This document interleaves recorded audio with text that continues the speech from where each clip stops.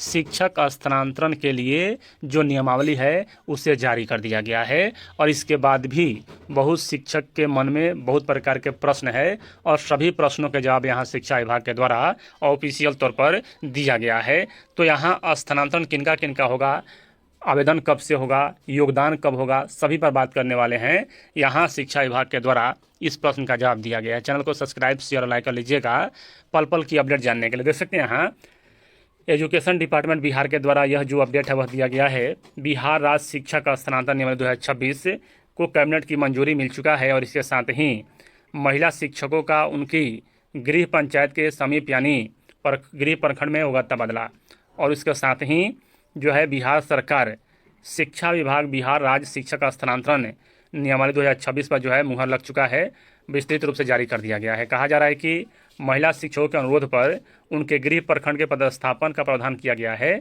यह व्यवस्था उनके अपने गृह पंचायत व गृह वार्ड को छोड़कर रिक्ति विद्यालय की आवश्यकता एवं प्रशासनिक आवश्यकता के ध्यान में रखकर लागू किया जाएगा। यानी कि महिला शिक्षकों को जो है उनके गृह पंचायत में पदस्थापित किया जाएगा, लेकिन उनका अपना वार्ड और पंचायत जो है छोड़कर। और यहाँ आगे जो आपके मन में प्रश्न है वही बताने वाले हैं। 3:49 PM पर यह जो है अपडेट दिया गया है 26 जून को। कहा जा रहा है कि यहाँ मतलब कि Bihar teacher information point Bihar के द्वारा कहा जा रहा है कि ट्रांसफ़र नियमावली 2026 देख सकते हैं कि सब कुछ ऑनलाइन, ट्रांसफ़र के लिए आवेदन भी ऑनलाइन होगा, वैकेंसी देखना और ट्रांसफ़र ऑर्डर सब कुछ सिर्फ विभागीय पोर्टल से होगा, ऑफलाइन आवेदन मान्य नहीं होंगे। यानी कि यहाँ जो है डिजिटल मोड अपनाया गया है, जैसे प्रथम चरण में हुआ था सेम टू सेम उसी प्रकार का यहाँ मतलब कि अपनाया गया है और सब कुछ ऑनलाइन ही होगा, आवेदन भी ऑनलाइन होगा, आप रिक्ति भी देख सकेंगे और ट्रांसफ़र ऑर्डर भी ऑनलाइन ही आप देख सकेंगे और सब कुछ सिर्फ विभागीय पोर्टल पर से होगा, यानी कि शिक्षक कोष से होगा। कहा जा रहा है कि साल में एक बार जो है ट्रांसफ़र हर मार्च महीने में आवेदन लिए जाएंगे। समान तौर पर सेवा काल के प्रत्येक 5 वर्ष पर ट्रांसफ़र का मौका मिलेगा। यानी कि हर वर्ष यहाँ 5 मतलब कि मार्च में आवेदन होंगे, लेकिन समान तौर पर सेवा काल के प्रत्येक 5 वर्ष पर जो है ट्रांसफ़र का मौका मिलेगा। इसका अर्थ क्या है? तो देखिए यहाँ इसका अर्थ यह है कि जितने भी शिक्षक हैं उनका मतलब कि नियुक्ति की तिथि से नहीं बल्कि स्थानांतरण के बाद योगदान की तिथि से उनका सेवा काल की गणना होगा, क्योंकि मतलब पोस्टिंग गणना होगा। क्योंकि अगर 5 साल शुरू से ही किया जा रहा है तो फिर इसमें हेडमास्टर, हेड टीचर और टीआरई 3 वाले शिक्षक शामिल होंगे नहीं होंगे। लेकिन यहाँ आपको घबराने की ज़रूरत नहीं है, क्योंकि हेडमास्टर के नियमावली के बारे में भी उस नियमावली में चर्चा किया गया है कि उनकी नियुक्ति 2024 के नियमावली के तहत किया गया है। तो 2024 से अगर जुड़ा जाए उनकी पोस्टिंग तो 25 में पोस्टिंग हो तो 1 साल हुआ उनका या 1.5 साल हुआ होगा, तो उनके स्थानांतरण की बात कही जा रही है। तो यहाँ इस 5 साल के मतलब हुआ कि आपका एक बार स्थानांतरण हो जाए फिर अगली बार स्थानांतरण आप 5 वर्षों के बाद ही करा सकेंगे। यानी कि अगर आज मतलब कि 2026 में स्थानांतरण हो करा रहे हैं तो फिर आपका जो है 2031 में स्थानांतरण हो सकेगा, इसके पहले नहीं। इसके पहले मतलब विशेष परिस्थिति में अगर गंभीर बीमारी हो गया या दिव्यांगता हो गया तब होगा। यानी कि समान स्थिति रही तो आपका स्थानांतरण 5 साल से पहले नहीं होगा, एक बार स्थानांतरण कराने के बाद। यही बात है। तो जो भी टीआरई 3 वाले शिक्षक हैं या हेड टीचर हैं या हेड मास्टर हैं उन्हें घबराने की आवश्यकता नहीं है। उनका स्थानांतरण हर हाल में होगा, मतलब कि 100% होगा, कोई भी यहाँ डाउट नहीं रखना है। उसके बाद होम डिस्ट्रिक्ट बाय ब्लॉक का नियम क्या है? तो महिला शिक्षिका अपने गृह प्रखंड में मतलब ट्रांसफ़र ले सकती हैं। इसके लिए रूल क्या है कि अपने गृह पंचायत बाय वार्ड को छोड़कर मतलब कि वह स्थानांतरण ले सकती हैं। साथ ही साथ पुरुष शिक्षक के बारे में क्या है कि अपने गृह जिला में जा सकते हैं, लेकिन अपने प्रखंड मतलब गृह प्रखंड को छोड़कर। यानी कि शिक्षकों को उनका गृह प्रखंड नहीं मिलेगा, शिक्षिकाओं को तो मिल जाएगा।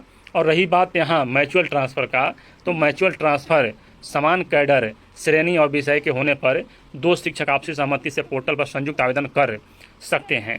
सबसे बड़ी बात यहाँ यह है कि इसी से स्पष्ट होता है कि जो दूसरे राज्य के अभ्यर्थी शिक्षक हैं उन्हें ज़्यादा इससे लाभ नहीं मिलेगा, क्योंकि उस नियमावली में आवासीय प्रमाण पत्र का भी जिक्र किया गया है।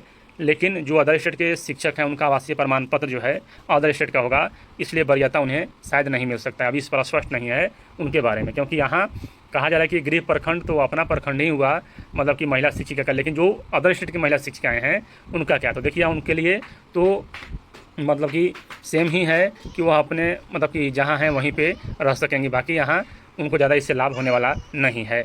आगे यहाँ देख सकते हैं कि म्यूचुअल ट्रांसफ़र समान कैडर श्रेणी और विषय होने पर 2 शिक्षक आपसी सहमति से पोर्टल पर संयुक्त आवेदन कर सकते हैं।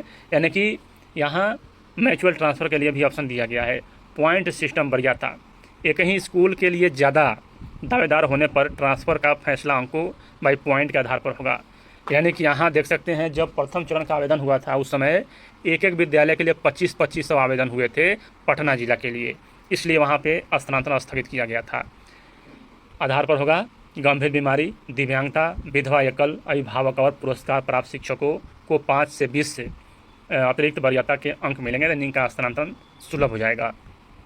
छात्रों का हित सर्वोपरि, किसी भी स्कूल में से ट्रांसफ़र तभी होगा जब वहाँ छात्र शिक्षा अनुपात खराब ना हो रहा हो। नोट, गलत जानकारी या फर्जी सर्टिफिकेट देने पर कड़ी कार्रवाई की जाएगी। अब यहाँ देख सकते हैं, यह तो शिक्षा विभाग का हो गया। यहाँ बिहार शिक्षक मंच के द्वारा भी कहा गया है कि बिहार राज्य शिक्षक स्थानांतरण नियमावली 2026 से शिक्षकों के स्थानांतरण की पारदर्शी और न्यायसंगत प्रक्रिया के लिए जो है पहला क्या है तो विद्यालय का विस्तार राजकीय प्राथमिक से उच्च माध्यमिक विद्यालय तक के जो शिक्षक हैं उस पर लागू होगा। पूरी तरह से ऑनलाइन प्रक्रिया, विभागीय पोर्टल के माध्यम से पारदर्शी डिजिटल आवेदन और आदेश भी आपको डिजिटल ही देखने को मिलेगा। स्थानांतरण के प्रकार, समान स्थानांतरण की दूरी के आधार पर और दूरी क्या मतलब कि जो भी यहाँ मतलब कि दिव्यांग हैं, पति पत्नी हैं, सभी के लिए समान स्थानांतरण हुआ। पारस्परिक यानी म्यूचुअल ट्रांसफ़र हुआ, जो 2 शिक्षक आपस में मिलकर अपना मतलब कि कर सकते हैं। समायोजन व प्रशासनिक और विशेष मामलों के लिए यहाँ स्थानांतरण। न्यूनतम सेवा अवधि, सामान्यतः प्रत्येक 5 वर्ष के सेवा के बाद स्थानांतरण पर जो है विचार किया जाएगा। यानी कि यहाँ जो है यहाँ यह डाउटफुल बिंदु है, लेकिन आपको इसके लिए चिंता नहीं करना है, क्योंकि नियमावली में कहा गया है कि 2024 में जो नियमावली बनी है प्रधान शिक्षक के लिए उनका भी स्थानांतरण होगा। तो यहाँ यह बात है। आगे यहाँ देख सकते हैं पारस्परिक व म्यूचुअल स्थानांतरण, दोनों शिक्षकों की सहमति, समान श्रेणी, समान विषय और गृह प्रखंड शर्तों के अधीन होगा। गृह क्षेत्र और प्रतिबंध, महिला शिक्षकों के लिए गृह प्रखंड और पुरुष शिक्षकों के लिए गृह जिला प्रतिबंधों के साथ रहेगा। यानी कि यहाँ जो है महिला शिक्षकों के लिए गृह प्रखंड में आवेदन का हो सकता है और पुरुषों के लिए जो है जिला में आवेदन हो सकता है। और जो यहाँ देख सकते हैं कि अधिमानता श्रेणी, प्राथमिकता, असाध रोग, दिव्यांगता, पति पत्नी पदस्थापन, विधवा, एकल अभिभावक को वरीयता दिया जाएगा। अंक आधारित वरीयता प्रणाली, सेवा पदस्थापना स्थल और वरीयता अंकों के आधार पर पारदर्शी गणना किया जाएगा। प्रशासनिक स्थानांतरण भी होगा। अनुशासनहीनता, वित्तीय अनियमितता या विद्यालय माहौल खराब करने पर जिला प्रमंडल स्तर पर जो है स्थानांतरण कर दिया जाएगा। स्थापना समिति और अपील, जिला प्रमंडल स्तर यहाँ जो है अपील किया जा सकता है। और आगे यहाँ देख सकते हैं थोड़ा और विस्तृत रूप से बिहार राज्य शिक्षक स्थानांतरण नियमावली 2026 से विस्तृत विश्लेषण एवं प्रमुख बिंदु। सबसे पहला क्या है, सबसे पहला है कि इस नियमावली का नाम बिहार राज्य शिक्षक स्थानांतरण नियमावली 2026 है। यह बिहार राज्य के जो है राजकीय प्रोजेक्ट कन्या और राजकीय बुनियादी विद्यालयों के नियमित शिक्षकों, विद्यालय अध्यापकों और विशिष्ट शिक्षकों, प्रधान शिक्षकों और प्रधानाध्यापकों पर लागू होगी। यानी कि जब प्रधान शिक्षक और प्रधानाध्यापक का लागू होता है तो सभी पर लागू होगा, अल्पसंख्यक विद्यालय पर यह लागू नहीं होगा। दूसरा नंबर में कहा जा रहा है कि स्थानांतरण के समान सिद्धांत, कहा जा रहा है कि छात्रों का शैक्षणिक हित और अन्य प्रकार के यहाँ मतलब कि सब कुछ देखने के बाद जो है स्थानांतरण हो पाएगा। स्थानांतरण के प्रमुख प्रकार यहाँ देख सकते हैं। समान स्थानांतरण होगा, यह पोर्टल पर अधिसूचित रिक्तियों के विरुद्ध पात्र शिक्षकों द्वारा दिए गए विकल्पों के आधार पर किया जाएगा। और यहाँ प्रशासनिक पारस्परिक स्थानांतरण म्यूचुअल ट्रांसफर तभी संभव है जब दोनों शिक्षक समान संवर्ग, समान कोटि और समान विषय के हों तथा दोनों विभागीय पोर्टल अपनी सहमति दें। समायोजन व समानुपातिकरण, शिक्षा विभाग मानकों के आधार पर अभी अधिशेष यानी सरप्लस शिक्षकों वाले विद्यालय से शिक्षकों को कमी वाले विद्यालय में स्थानांतरित करेगा ताकि संतुलन बनी रहे। यानी कि अगर किसी विद्यालय में 2 विषय के एक ही शिक्षक हैं, तो एक एक विषय के 2 शिक्षक हैं तो एक शिक्षक उनको बगल के विद्यालय में भेजा जाएगा। प्रशासनिक स्थानांतरण, अनुशासनहीनता, वित्तीय अनियमितता, लगातार अनुपस्थिति या शैक्षणिक माहौल दूषित करने के कारण जो है यहाँ स्थानांतरण किया जा सकेगा। अब यहाँ जो है देख सकते हैं कि गृह क्षेत्र से संबंधित पदस्थापन के नियम, महिला शिक्षकों का पदस्थापन उनके अनुरोध पर उनके यह सब कुछ वहीं बात कही गई है। और यहाँ स्थापना समिति और उनके कार्य, जिला स्थापना समिति जिला के भीतर स्थानांतरण विचार करेगी, प्रमंडल स्थापना समिति प्रमंडल के भीतर अंतर जिला स्थानांतरण विचार करेगी, और राज्य स्थापना समिति निदेशक प्राथमिक शिक्षा अंतर प्रमंडलीय और राज्य स्तरीय स्थानांतरण नीति की जो है विचार करेगी।